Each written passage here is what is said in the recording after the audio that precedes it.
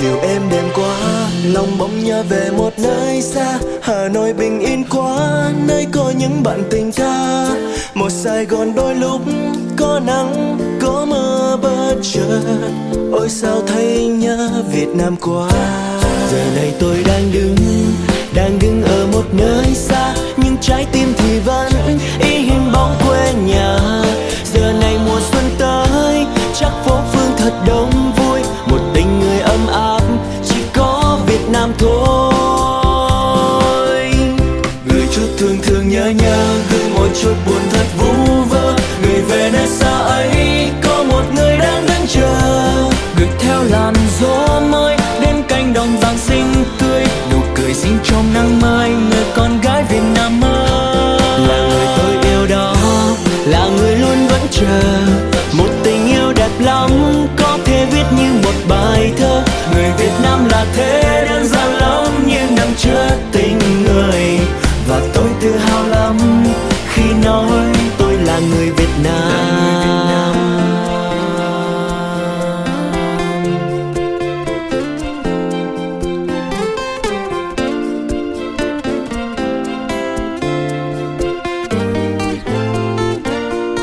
Một buổi chiều êm đềm quá, lòng mong nhớ về một nơi xa. Hà Nội bình yên quá, nơi có những bạn tình ca. Một Sài Gòn đôi lúc có nắng có mưa bất chợt. Ôi sao thấy nhớ Việt Nam quá. Giờ này tôi đang đứng ở một nơi xa, nhưng trái tim thì vẫn in hình bóng quê nhà. Giờ này mùa xuân tới, chắc phố phường thật đông vui. Một tình người ấm áp chỉ có Việt Nam thôi.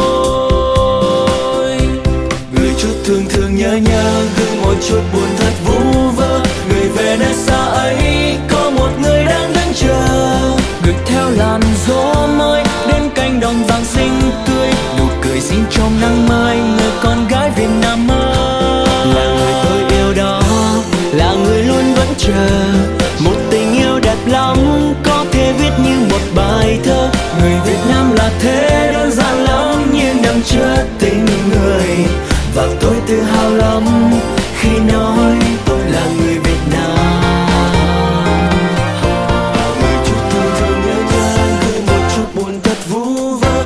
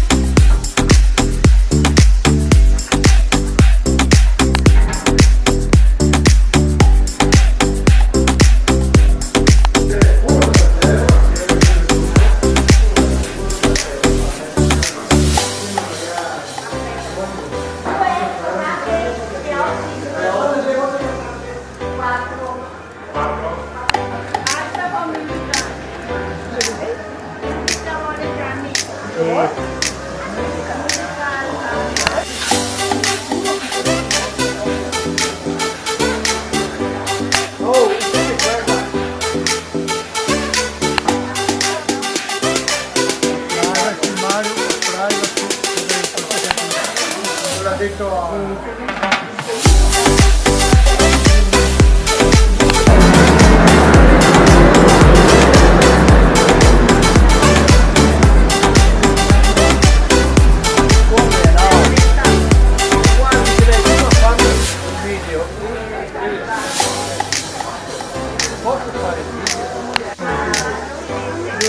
Dai Mattia, vieni Mattia, bravo Mattia.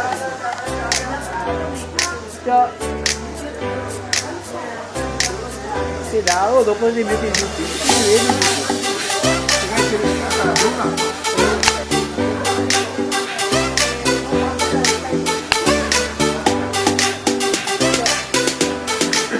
Ciao, dove è?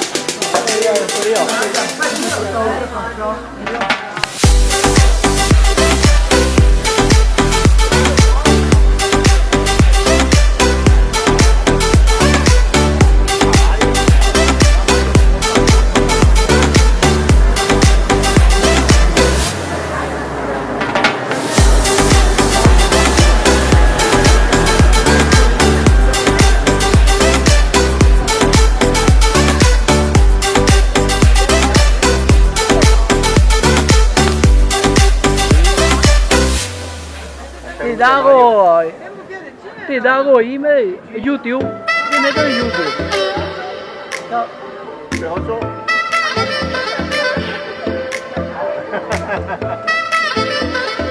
아주 재밌어.